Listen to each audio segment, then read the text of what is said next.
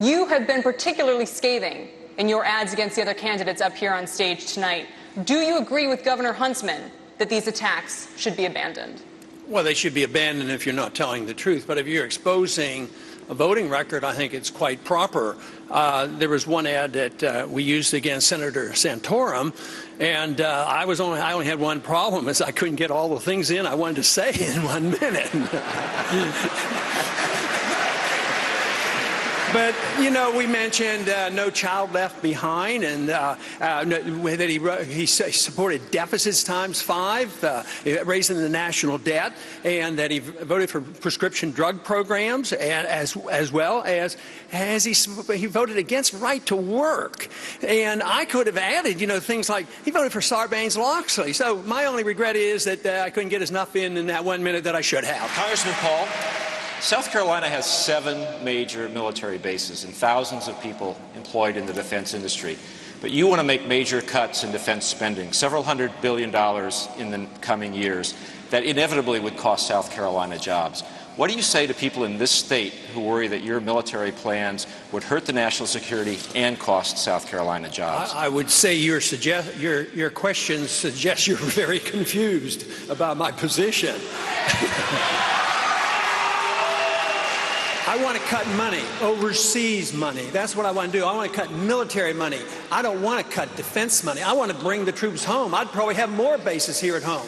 We were closing them down in the 1990s and building them overseas. That's how we got into trouble. So we would save a lot more money and have a stronger national defense, and that's what we should do. But to say that we would be weaker is absolutely wrong, because and another important thing you should consider is the fact that the military is behind me more than the others. I get twice as much money from the active military duties than all the other candidates put together. So they're saying that I'm on the right track. They're sick and tired of those wars. They're sick and tired of the nation building and the policing activity. But to say that we would have less money for defense, we actually have more money. And if I may, I'd like to go back to the international financial thing. Congressman, just to be clear, your plan calls for freezing defense spending at 2006 levels, which is well below where we are today. You still don't understand. What's he missing, Congressman? You don't understand there's a difference between military spending and defense spending. Just because you spend $1 billion on an embassy in Baghdad, bigger than the Vatican, you consider that defense spending. I consider that waste. So now, if you want to. A little while ago, we were talking about, you know, funding the unemployed. Of course, that should be privatized, and I don't support it. But I don't support cutting that off like that. I'd cut some of this military spending, like Eisenhower advised us. Watch out for the military-industrial complex. Defend this country. We have to have a strong national defense, but we don't get strength by diluting ourselves in 900 bases, 130 countries. That is where the problem is. But you need to understand that there's a difference between just military spending and defense spending, just to spend money. We understand this domestically. If you spend more money domestically, we know it's wrong, but we're supposed to spend more money, and that's conservative. I've never quite understood this. We're supposed to be conservative, spend less money. I'd like to, what is the highest federal income tax any American should have to pay? We're looking for a number. Well, we should have the lowest tax that we've ever had, and up until 1913 it was 0%. What's so bad about that? Now, I would like to follow up on that, because I think the question on taxes is generally misleading, because anytime you spend money, it's a tax. You might tax, you might borrow, you might inflate. The vicious tax is attacking the American people, the retired people today, is the inflation tax. The devaluation of the currency, the standard of living is going down, and you need to address that. And that's why I want to make the inflation tax 0 as well. So your answer is 0? 0. An analysis by the Prison Policy Initiative finds that blacks who are jailed at 4 times the rates of whites in South Carolina are most often convicted on drug offenses. Do you see racial disparities in drug-related arrests and convictions as a problem? And if so, how would you fix it? Yes, definitely. There is a disparity. It's not that it's my opinion. It's very clear. Blacks and minorities who are involved with drugs are arrested disproportionately. They're tried, they're imprisoned disproportionately. They suffer the consequence of the death penalty disproportionately. Rich white people don't get the death penalty very often. And most of these are victimless crimes. Sometimes people can use drugs and arrested 3 times and never committed a violent act, and they can go to prison for life. And yet we see times, just recently we heard, where actually murderers get out of prison in shorter periods of time. So I think it's way disproportionate. I don't think we can do a whole lot about it. I think there's discrimination in the system, but you have to address the drug war. You know, the drug war is very violent on our borders. We have the immigration problem, and I'm all for having, tight immigration policies, but we can't ignore the border without looking at the drug war. In the last 5 years, 47,500 people died in the drug war down there. This is a major thing going on, and it unfairly hits the minority. This is one thing I am quite sure that Martin Luther King would be in agreement with me on this. Matter of fact, Martin Luther King would be in agreement with me on the wars as well, because he was a strong opponent to the Vietnam War. So I would say yes, this judicial system is probably one of the worst places where prejudice and discrimination still exists in this country. Speaker Gingrich. You said you were against the operation that killed Osama bin Laden. You said the U.S. operation that took out the terrorist responsible for killing 3,000 people on American soil, quote, showed no respect for the rule of law, international law. So to be clear, you believe international law should have constrained us from tracking down and killing the man responsible for the most brazen attack on the U.S. since Pearl Harbor? Obviously no, and that's what I did not say that. Matter of fact, after 9/11, I voted for the authority to go after him. And my frustration was that we didn't go after him. It took us 10 years. We had him trapped at Tora Bora, and I thought we should have trapped him there. I even introduced another resolution on the principle of mark and reprisal to keep our eye on the target rather than getting involved in nation building. But no respect for international law was the question about the quote that you used in Des Moines. Well, KSM, his colleague, was in Pakistan, and we communicated, with the government of Pakistan, and they turned him over. And what I suggested there was that if we have no respect for the sovereignty of another nation, that it will lead to disruption of that nation. Here we have a nation that we're bombing constantly, trying to kill people that we consider our enemies.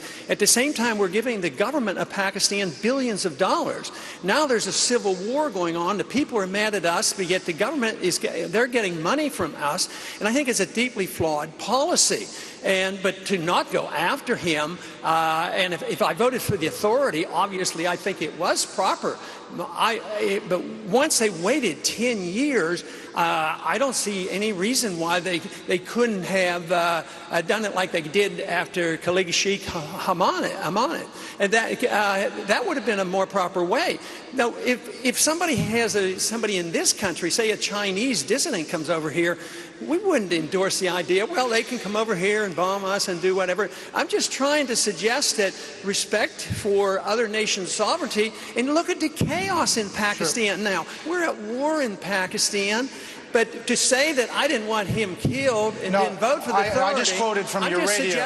I'm just suggesting that there are processes that if you can follow them, you should do it. There's proper procedures rather than digging bigger holes for ourselves. That's what we have been doing in the Middle East. Digging bigger and bigger holes for ourselves, and it's so hard for us to get ourselves out of that mess. Right. And we have a long way to go. We are still in Iraq, and that's getting worse, and we're not leaving Afghanistan, and the American people are sick and tired of it. 80% of the American people want us out of there. I'm just suggesting that we work within the rule of law. Like only going to war when you declare the war, then we wouldn't be entrapped in international law. I understand. Well, I guess U.S. intelligence officials say they had documents recovered in that compound in Abbottabad that showed that al-Qaeda was planning other attacks, perhaps bigger than 9/11. I asked you in our debate in Sioux City on the topic of Iran about this, but on this topic, GOP nominee Ron Paul would be running far to the left of President Obama on the issue of tracking down and killing terrorists who want to attack the U.S. Well, I would say that if you do your best and you can't do anything, yes, we had the authority. We voted for it. You got it from the Congress. You do it. I just didn't think that they had gone through the process enough to actually, capture him in a different way. I mean, think about Saddam Hussein. We did that. We captured him. And we tried him. I mean, the government tried him, and he got hung. What's so terrible about this? This whole idea that you can't capture... Just a minute, Brett. Just a minute. What's this whole idea that you can't capture people? But you voted against the war in Iraq. Just think, Adolf Eichmann was captured. He was given a trial. What's wrong with capturing people? Why didn't we try to get some information from them? We're accustomed to asking people questions, but all of a sudden, gone. That's it. So I would say that there are different ways without trying to turn around and say, oh, for some reason, this doesn't mean he's supporting America. Speaker Gingrich. My point is if another country does to us what we do others, we're not going to like it very much. So I would say that maybe we ought to consider a golden rule in foreign policy. Don't do to other nations what we don't want to have them do to us. So we endlessly bomb these countries, and then we wonder why they get upset with us, and yet it continues on and on. I mean, this idea that we can't debate foreign policy, then all we have to do is start another war. I mean, it's warmongering. They're building up for another war against Iran, and people can't wait to get in another war. This country doesn't need another war. We need to quit the ones we're in. We need to save the money and bring our troops home. Just a very brief statement. I, too, served in the Air Force for 5 years during the height of the Cold War from 62 to 68. So I've had a little bit of experience. Matter of fact, I was over in the Afghanistan-Pakistan region. But I would like to point out one thing about the Taliban. The Taliban used to be our allies when we were fighting the Russians. So the Taliban are people who their main goal is to keep foreigners off their land. It's the Al-Qaeda. You can't mix the two. The Al-Qaeda want to come here to kill us. But Taliban just says, we don't want foreigners. We need to understand that, or we can't resolve this problem in the Middle East. We're going to spend a lot of lives and a lot of money for a long time to come. Kelly Evans. Governor Romney, when President Obama signed the National Defense Authorization Act into law, he enacted a provision allowing him to indefinitely detain American citizens in U.S. military custody. Many, including Congressman Paul, have called this unconstitutional. At the same time, the bill did provide money to continue funding U.S. troops. Governor Romney, as president, would you have signed the National Defense Act as written? Yes, I would have, and I do believe that it's appropriate. Congressman Paul, a different question. Your plan to... Why can't I ask you about that one?